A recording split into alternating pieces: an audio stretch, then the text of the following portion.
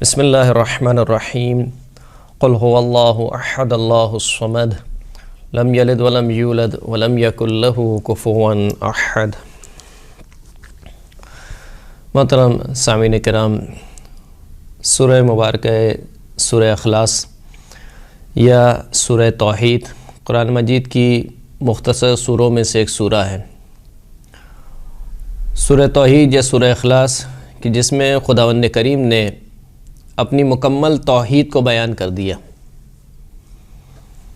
اور توحید کے ہر پہلو کو خداوند کریم نے اس مختصر سی سورہ میں بیان کر دیا۔ سورہ کا آغاز ہو رہا ہے قل هو اللہ احد، یعنی بسم اللہ الرحمن الرحیم کے بعد قل هو اللہ احد۔ اے حبیب آپ کہہ دیجئے کہ اللہ احد ہے۔ احد سے یہاں پر کیا مراد ہے؟ عربی میں دو لفظ ہیں، ایک ہے احد اور ایک ہے واحد۔ واحد یعنی ایک، واحد جو عدد کے مقابل میں ہو، یعنی ایک اس وقت تصور ہو سکتا ہے جب کوئی دوسرے کا بھی تصور ہو۔ مثال کے طور پر عربی میں مثال دی جاتی ہے کہ اگر کہا جائے ما جاءنی احد، میرے پاس کوئی ایک بھی نہیں آیا۔ احد دلالت کرتا ہے ذات پر، بما ہوا ذات، یہ عدد کے مقابل میں نہیں ہے جو احد ہے، اگرچہ کہ جب ہم اردو میں ترجمہ کرتے ہیں تو دونوں کا ترجمہ ایک کے ذریعے سے کرتے ہیں۔ قل هو اللہ احد، اللہ کہہ دیجئے کہ اللہ ایک ہے، یا اکثر جو قرآن کا ترجمہ کیا جاتا ہے اس میں احد کا ترجمہ یکتا کے ذریعے سے یا تنہا کے ذریعے سے کیا جاتا ہے۔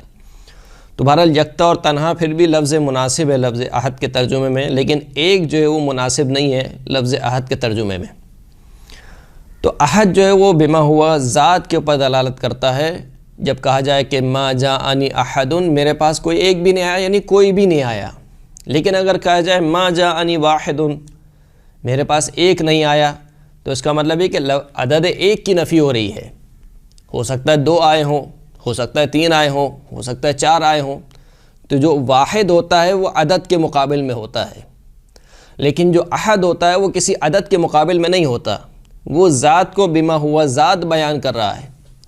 تو اب خداوند کریم نے قرآن مجید میں اپنی توحید کو لفظ واحد کے ذریعے سے بھی بیان کیا اور لفظ احد کے ذریعے سے بھی بیان کیا۔ قل انما الہکم الہ واحد، اے حبیب آپ کہہ دیجئے کہ تمہارا جو معبود ہے وہ فقط و فقط ایک معبود ہے۔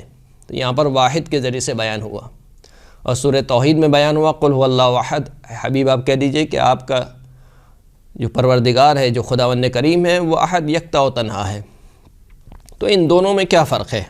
فرق یہ ہے کہ جب خداوند کریم کہتا ہے کہ قل انما الہکم الہ واحد، اے حبیب آپ کہہ دیجئے کہ تمہارا معبود فقط ایک ہی معبود ہے، اس کا مطلب یہ کہ خدا کی ذات کے علاوہ خارج میں کوئی اور خدا جیسا نہیں ہے، یعنی وہ اکیلا ہے، وہ اپنے جیسا فقط ایک ہی ہے، اس کے علاوہ کوئی بھی نہیں ہے جو اس جیسا ہو، جس کی صفات خدا کی جیسی ہوں، جس کی قدرت خدا کی جیسی ہو، جس کا علم خدا کے جیسا ہو، جس کی ذات خدا کی جیسی ذات ہو، ایسا کوئی نہیں ہے خارج میں، یعنی خارج میں اللہ کے علاوہ کوئی بھی ایسا نہیں ہے جو اللہ کے جیسا ہو۔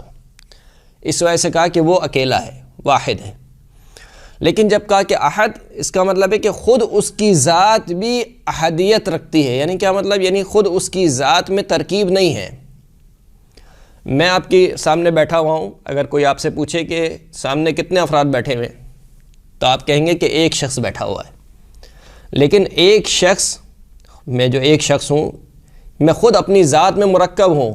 میرا ایک سر ہے، میرا ایک دھڑ ہے، میرے دو ہاتھ ہیں، میرے دو پیر ہیں، میری آنکھیں ہیں، میری ناک ہے، میرا منہ ہے، میری زبان ہے، میری کان ہے، یعنی کتنے سارے اجزاء سے مل کر میں ایک بنا ہوں۔ یا مثال لی جاتی ہے، مثال کے طور پر آپ سے کہا جائے کہ بھائی ایک کپ چائے لے آؤ۔ اب ایک کپ چائے لے آؤ، دیکھنے میں وہ ایک کپ ہے، لیکن اس کے اندر اجزاء موجود ہیں، پانی بھی ہے، پتی بھی ہے، چینی بھی ہے، دودھ بھی ہے، بہرحال۔ لیکن خداوند کریم جب کہہ رہا ہے کہ قل هو اللہ احد، یعنی اس کی ذات میں ترکیب نہیں ہے، خارج میں بھی کوئی جیسا نہیں ہے، اور خود اس کی ذات میں بھی ترکیب نہیں ہے۔ ایسا نہیں کہ اس کا ایک سر ہو، ایسا نہیں کہ اس کا ایک پیر ہو، ایسا نہیں کہ اس کے دو ہاتھ ہوں، نہیں، وہ ترکیب سے عاری ہے، اس میں ترکیب ہو ہی نہیں سکتی ہے۔ کیوں ترکیب نہیں ہو سکتی؟ یعنی کیا فرق پڑ جائے گا اگر کوئی شخص سوال کرے کہ کیا فرق پڑ جائے گا کہ ہم ایک مرکب خدا کو مان لیں، ایک ایسے خدا کو مان لیں کہ جس کا ایک سر بھی ہو، جس کا ایک پیر بھی ہو، کیا فرق پڑ جائے گا؟ لیکن جب مرکب چیز بنتی ہے تو ہر مرکب اپنے جز کی محتاج ہوتی ہے۔ مثال کے طور پر میں مرکب ہوں یہاں پر، تو میں محتاج ہوں اپنے سر کا، دیکھنے کے لیے آنکھوں کا محتاج ہوں، سننے کے لیے کانوں کا محتاج ہوں، بولنے کے لیے زبان کا محتاج ہوں، کسی چیز کو اٹھانے کے لیے ہاتھوں کا محتاج ہوں، کہیں پر چل کے جانے کے لیے پیروں کا محتاج ہوں، یعنی میں ایک مرکب ہوں، لیکن میں مرکب اپنے اجزاء کا محتاج ہوں اپنے کاموں میں۔ تو اگر ہم خدا کو مرکب مان لیں گے، اس کا مطلب ہے کہ خدا اگر مرکب ہو گیا تو وہ بھی گویا نعوذ باللہ اپنے اجزاء کا محتاج ہو جائے گا۔ یا مثال کے طور پر چائے کی مثال ہے، چائے اس وقت تک نہیں بنے گی جب تک سارے اجزاء نہ ہوں۔ اگر کوئی ایک اجزاء بھی جز بھی کم رہ گیا، اس کا مطلب ہے کہ نامکمل ہے۔ پانی نہیں ہے مثال کے طور پر، دودھ نہیں ہے مثال کے طور پر، تو اگرچہ کہ اس کو چائے کا نام دیا جائے گا لیکن نامکمل ہے وہ۔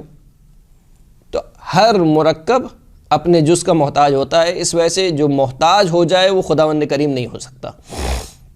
خدا کی ذات بے نیاز ہے علی الاطلاق۔ علی الاطلاق کا مطلب یعنی کسی بھی اعتبار سے نیاز نہیں رکھتی، نہ اپنے جیسے کسی اور کی طرف، نہ خود اپنی ذات میں۔ اپنی ذات میں بھی وہ محتاج نہیں ہے، بالکل بسیط ہے اس کی ذات، مرکب کے مقابل میں آتا ہے بسیط۔ تو یہ جو کہا جا رہا ہے قل هو اللہ احد، اے حبیب آپ کہہ دیجئے کہ خدا احد ہے، یعنی وہ اپنی ذات میں بسیط ہے، وہ مرکب نہیں ہے۔